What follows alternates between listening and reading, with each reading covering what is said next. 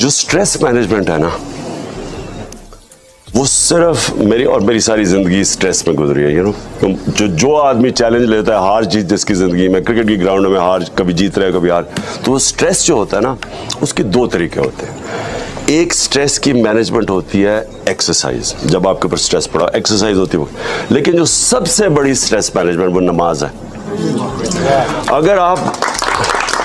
आप नमाज जब, और नमाज पढ़ी इस तरह नहीं पढ़ी जाती, वो भी मैंने अपनी ज़िंदगी में शुरू में, क्योंकि माँ बाप कहते थे सुबह की नमाज़ पढ़ लेता था, मैं शुरू की बात कर रहा हूँ। लेकिन जब आप नमाज